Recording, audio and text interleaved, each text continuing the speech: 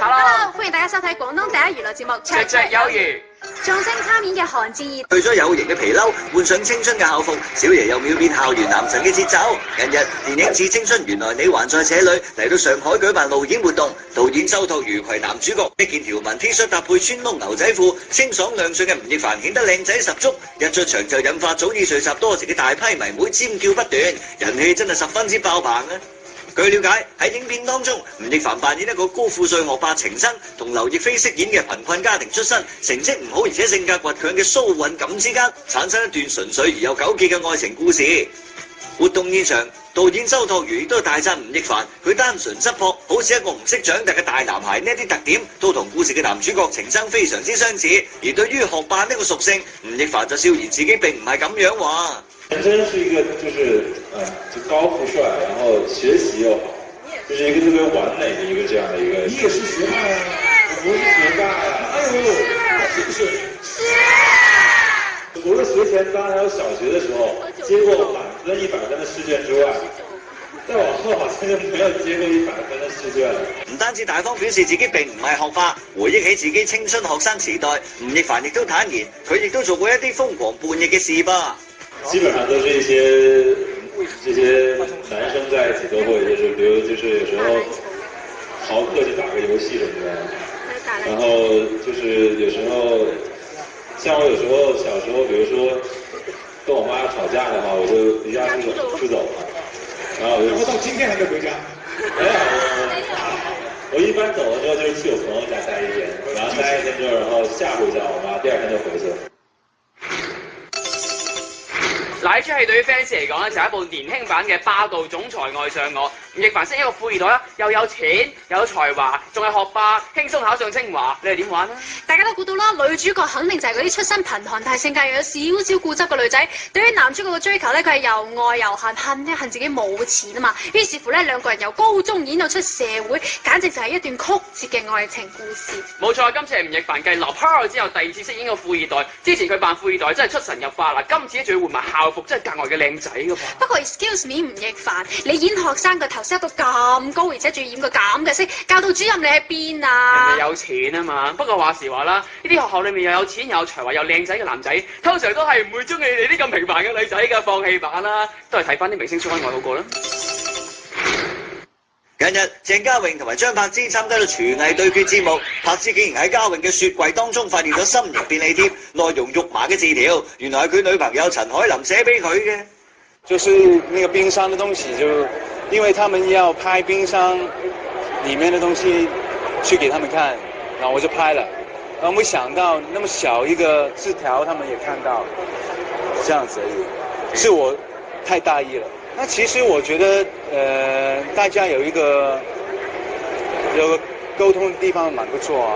他想放一些東西，你這個冰箱，那因為冰箱你每天都會去的地方嘛，然後你就看到就叫你小心什麼，留意什麼那些。除咗雪櫃，陳海琳仲經常同阿嘉穎玩尋寶遊戲添。他會放一些東西，放不同的地方，就是叫你去1、2、3、4、5、6、7才看到的，這樣子也有試過，就是心思來的。我覺得每個人都有不同的表達方式，這個是大家有時候他喜歡用這個表達方式，我很欣賞。雖然兩個人愛得如膠如漆，但係有指嘉穎嘅媽媽對呢個準心抱都仲未見過面噃。怎麼會？你們聽誰說？都見過的了。他是很早已經見過我媽了，我媽媽很早已經。咁你媽咪想唔想佢做新抱啊？這個你問我媽。這個我不能代他回答你，這個你要問我媽媽。早前嘉穎曾經講過話唔再拍 TVB 嘅劇集，係咪暗示要離開 TVB 呢？這個到時候我們會再說啊，因為那個合約還有這8年了，5個月，不長不短的時間，那現在說有點尷尬。我們先不要說去哪裡，但是可能我們以後再說這個話題了，因為現在有點尷尬，好嗎？因為時間不長不短。情侶鄭嘉穎同埋陳凱琳呢一對 sweet 嘅小朋友呢，成日時不時呢都會分發啲狗糧俾 fans 食㗎。冇錯，之前鄭嘉穎出席活動嘅時候就 show 咗張相，就俾主持人見到咧，佢冰箱上面貼住一個心形嘅貼紙。大家就估啦，呢個心形嘅貼紙呢，一定係女朋友寫埋晒嗰啲酸嘅嘢喺上邊㗎啦。關於呢一個女朋友有冇煮嘢俾鄭嘉穎食呢？鄭嘉穎就話啦，其實又係有㗎，呢啲不過咁私隱嘅嘢我就唔講多啦。即係人哋問佢有冇煮嘢食啫，佢係都要講埋後邊嗰一句，即係強行 show 恩愛啫。不過咧，人哋情侶有拖拍就梗係 show 恩愛㗎啦，冇拖拍嗰啲先至努力工作㗎嘛。好似 Hebe 咁，聽講最近要出演舞台劇喎。Hebe 為咗新專輯日常行程滿檔，呢一日出席電台記者會，唔單止要宣傳專輯、舞台劇，仲有攝影大賽，真係搞到女神好混亂呢。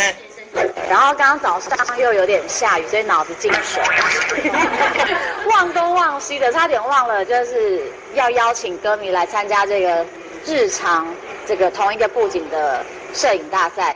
據說為咗專輯第二波主打如波蕩漾嘅 MV，拍攝嘅時候仲食咗唔少苦頭添啊 ！MV 吃的苦真的太多，對，淋雨車，然後女明星在那個對挖土啊，打滾，對，在那個濕地裏面打滾是什麼樣子？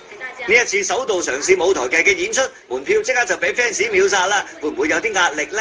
音樂舞台劇小夜曲在如火如荼的準備當中，我覺得進入舞台劇是另外一個表演的領域，所以其實是蠻緊張的。最近就是在慌這件事情，緊張的大概是我近期其中一項表演裡面最緊張的一件事情，因為一直以嚟都係高冷嘅形象，睇起身十分之淡定，咁又會唔會擔心舞台上面發生啲乜嘢狀況啊？應該是比較擔心忘詞，然後就待在那邊。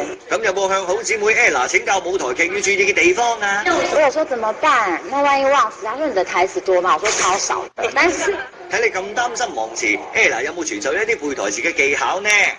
講什麼詞這樣？消除一下，國翻小心哦。實力派歌手 Hebe 咧喺出道之時咧就有小王妃之稱㗎啦。你睇佢一直由 S.H.E 啦到而家 solo 啦，一路以嚟咧聲路都係行得非常之順暢㗎。冇錯，聽講話即將推出新專輯《日常》，佢就表示話咧，呢張專輯係純手工打造，非常之精巧，所以咧要慢工出細活，可能會推遲少少發出，大家就敬請期待啦噃。而佢喺舞台劇上面咧，大家都發現咧，其實 Hebe 身材係好好㗎。你睇下佢身材又好啦，工作又認真啦，人氣又高啦，點解會仲未有男朋友咧？其實作為男 fans，我希望佢一直都唔好拍拖比較好。個人佢實嘅新聞。我比較上係唔係太重視呢個票房嘅壓力，其實我只係希望能夠盡我能力裏邊咧，就拍一啲特別係比較少嘅電影。近日，著名導演冼紀賢攜住其10年心血之作《終極勝利》嚟到廣州舉行電影發佈會。導演表示，所有電影都係想得到好成績嘅，但係每個電影人都有自己唔同嘅原則。自己嘅呢部電影唔會好睇重票房，而係努力要填補電影對於歷史同埋文化缺口，做一個有責任嘅導演。呢一次，冼紀賢單槍匹馬嚟到廣州，一個演員都冇帶喺身邊。面對現場媒體關於演員嘅提問，導演單獨俾咗竇曉翻咗一個小紅花。竇驍嘅語言表達能力很強，他事實上他的表演也是很好，也做到我在電影裡面要求一個中國人的形象。我們電影說不能說而且好人就好人啊，他需要有一個個性的表達，很多複雜的表現。竇驍在這方面都能夠很清晰的做到這一個要求，很好的演員。你叔叔這是你嗎？犯大佬太呢部電影取材於義政嘅真實故事，講述咗嚟自英國嘅奧運冠軍李愛銳喺山東濰坊嘅集中營裏邊，同埋中國普通百姓一同對抗日本侵略者嘅故事。演過《狼圖騰》嘅竇曉將會喺劇中飾演車夫，充滿陽光氣質嘅鐵血硬漢老司機竇曉同埋情義深長嘅李愛銳之間，究竟會擦出點樣嘅火花呢？話不多講，快啲上車啦！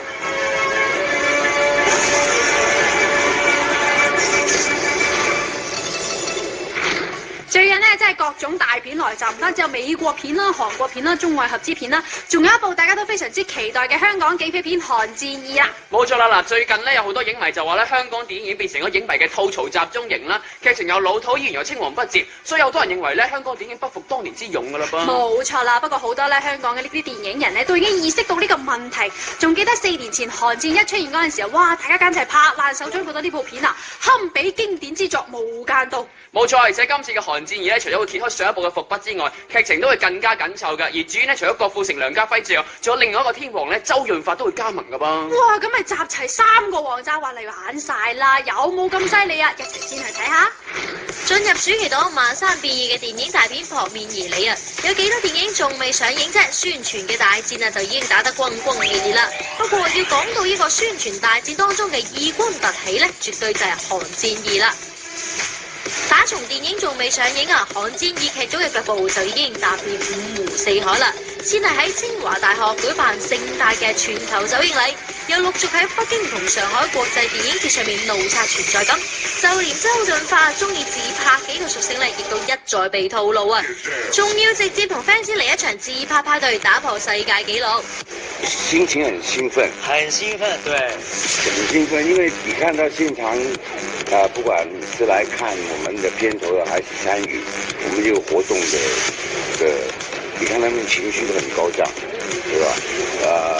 而且有一個原因就是可以有機會播世界紀錄，對，世界紀錄，對，所以心情特別興奮。發哥已經是專家了，對，他不用練習，他隨意就，你看他剛才把那個機器舉在空中3分鐘，平常是拍一張滿張，他是不停的，而且位置不動我，對，而且手指頭還要按那個快門，非常專業。很專業。唔單止宣傳攻勢鋪天蓋地，入片方甚至仲大言不慚咁樣標出話華語影壇最值得期待嘅電影續作之口號啊！真係不能羨慕妒忌恨，人哋嘅片方如此財大氣粗啊！畢竟呢部電影呢，值得期待嘅地方真係不容小看嘅。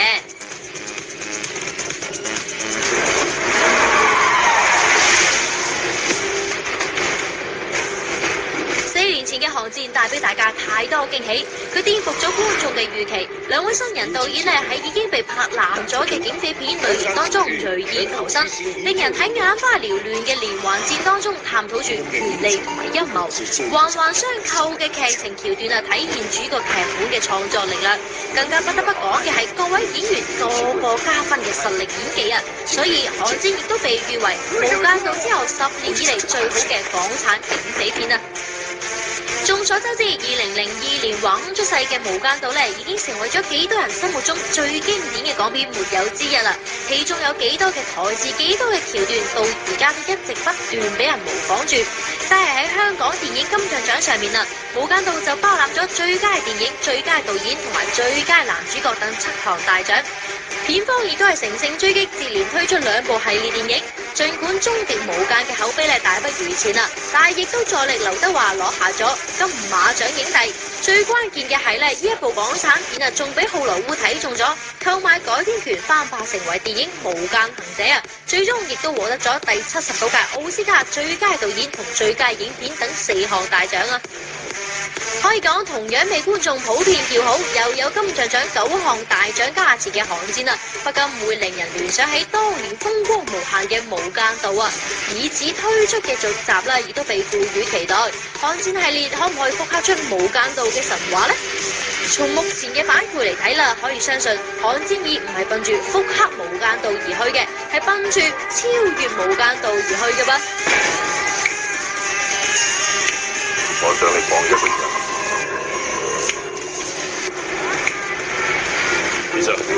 我覺得佢只想對付劉結婚。我今日俾落台，有咩人有咩事可以 convince 到呢隻老嘢？我決定重返警隊，我想多謝。點解咁多人想？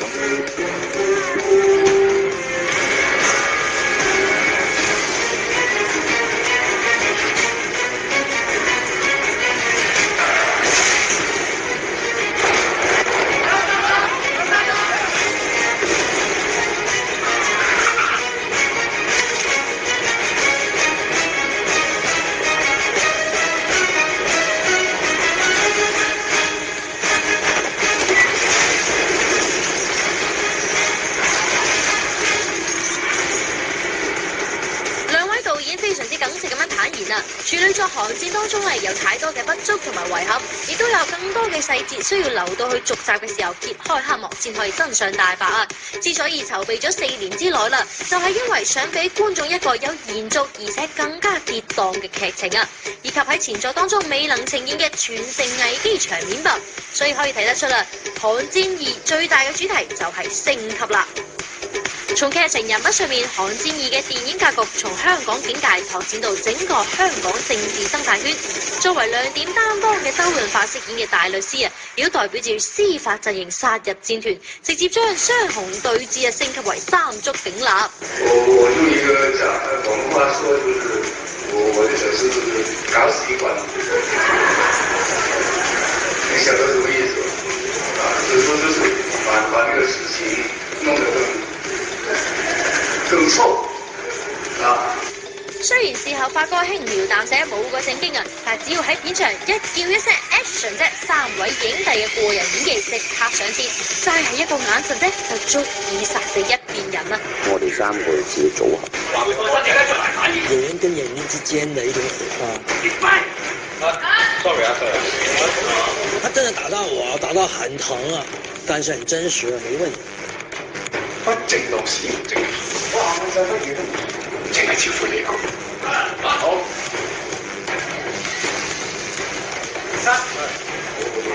除咗演員陣容升級之外，喺影片製作上面，動作戲同埋大場面都係更為驚心動魄㗎。隧道槍戰、地鐵爆炸、警隊撞禮等重頭戲都發動咗幾百名群眾演員啊，場面氣派十足，令人腎上腺素上升啊！這一人我們破壞的量加大了。當個催淚彈打埋嚟，你自己啲眼啊流晒眼淚啊！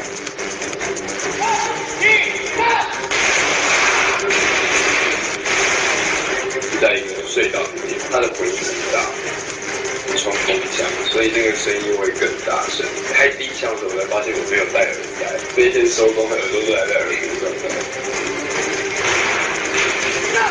我們被打的其實蠻嚴重，整個人都飛出去。但是威亞拉出去的時候，前面有帶就拉回來。之前都試咗好多次啦，試完之後攞到個數據，咁樣做最安全。最安全的方法拍最危險的鏡頭。比起大手筆、大格局、大場面、大製作啊，《寒戰2》嘅顏值咧更加係爆表㗎！唔單止有各位影帝級嘅老戲骨同台飆戲啦，仲有彭于晏、楊佑寧、李治廷、文詠珊等一眾鮮肉靚女嚟增添個甜片效應，亦都難怪啦，年才過半啊，就有網友盛讚話，《寒戰2》已經提前預訂咗2016年最強華語電影嘅寶座啦！關鍵係冇以為啊，《寒戰1》留下嘅所有謎團，到咗《寒戰2》咧就會一一解決，結果係扯出咗更多嘅謎團啦。我看了第一集以後，我感覺兩個導演很出力，他們留了一個懸念在。我拍了第2部，這一部我感覺更厲害，我根本不明白這個故事是更懸，所以我知道他有這個目標的，什麼目標？就是拍3、4、5、6、7。好明顯，《寒戰2》咧唔會係《寒戰》系列嘅電影終結啊，所以亦都無從斷言話《寒戰》可唔可以復刻到《無間道》嘅神話呢？但至少佢俾咗我哋一個期待嘅理由啊！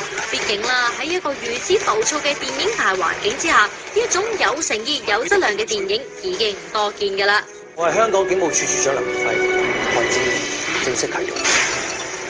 哇！又到咗旅遊嘅季節啦，但係天口咁熱，真係唔知去邊喎。一睇你知你係新手啦，等個老司機帶下你，登上呢個皇家加勒比號嚟一趟海上之旅，就睇唔到咩叫做度假加旅遊嘅真諦啦。哇！有冇咁正啊？哇！快帶我去睇下究竟點樣先係度假式旅遊？冇問題，去片。陽光、海浪、俊男美女、5星遊輪，呢一個夏天最正嘅旅遊開始啦！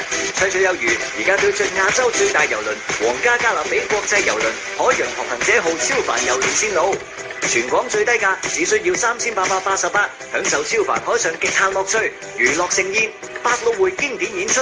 合家歡夢工廠體驗樂園、米其林餐廳美食、無限量自助餐任君選擇，15層豪華房間，一次性滿足你對郵輪嘅所有奢華願望。超凡郵輪即刻起航，開啟不同尋常嘅探奇之旅。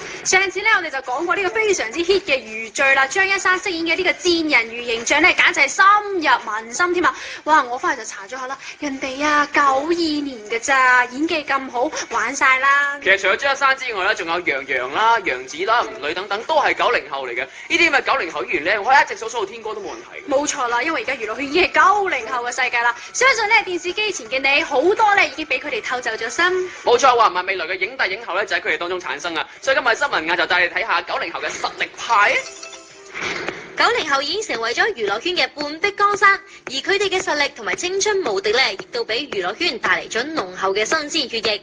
但係要講起啲90後明星嘅實力啦，真係各有千秋啦。不過如果單係講演技嘅話，以下呢幾位可能係90後演技嘅金牌啫，演技天賦啊，真係活脱脱可以逼死個人啦！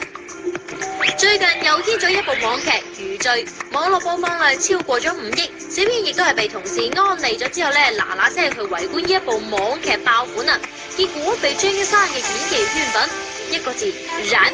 記憶中嘅張一山咧，仲係《家有兒女》裏邊嗰個好調皮嘅流星啊！長大咗之後，更加係同夏雨傻分不清啊！雖然塊面咧係容易被記住嘅，但一睇到佢咧，就諗起咗夏雨叔叔，亦算埋尷尬㗎。可能一直咧都冇點樣關注過張一山嘅劇啦，到咗《餘罪》呢一部啦，感覺佢好似完全脫胎換骨咁樣換咗一個人啊！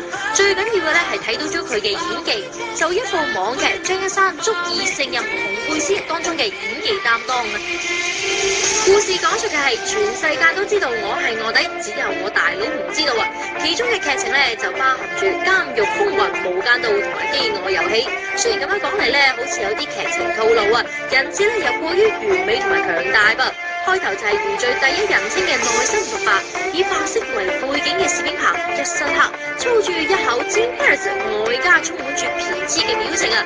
就連嗰個行嚟行去個樣咧，都係十足一副二流子嘅樣啊！人物嘅形象一下子就豐富起身啦。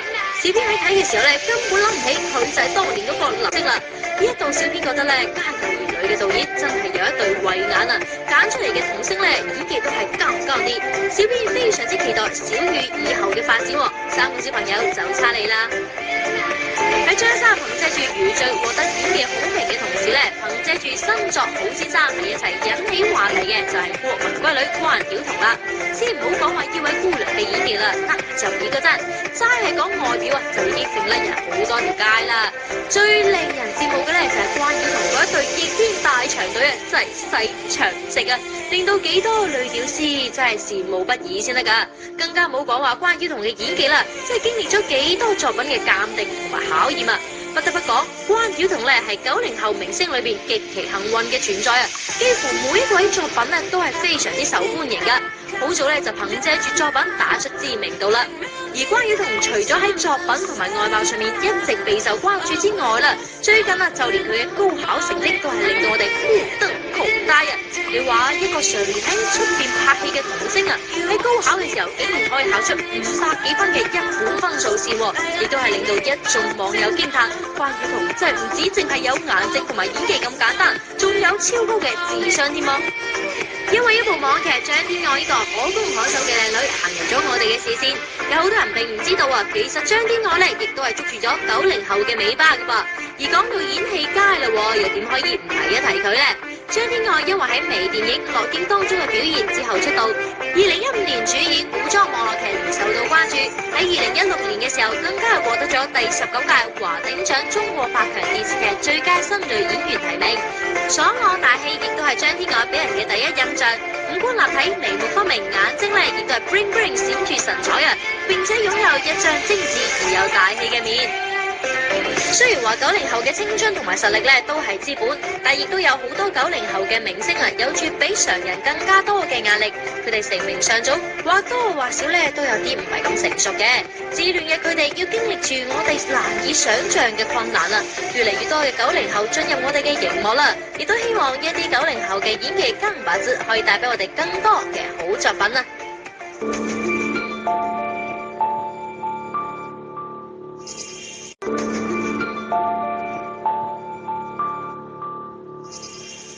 最近微商城又多咗好多零食啦，兼且想坐郵輪同我哋一齊出去玩嘅咧，都可以上微商城了解相關信息㗎。快啲掃描二維碼交訂金啦噃！好啦，今日節目又差唔多啦，更多娛樂圈精彩馬料可以關注我哋騰訊人新浪嘅官方微博同官方微信 @GRT 悄悄魚。如果你錯過我哋嘅節目都唔緊要，因為你可以喺荔枝台官網或者係荔枝台 APP 睇翻㗎。冇錯啊，跟住嚟就妹妹帶嚟更加精彩嘅粵港澳資訊，大家千祈咪轉台啦！我哋廣東第一台節目悄悄有魚，下期再見，拜拜。睇過天鵝湖同睡美人芭蕾舞嘅你，一定唔可以錯過啦！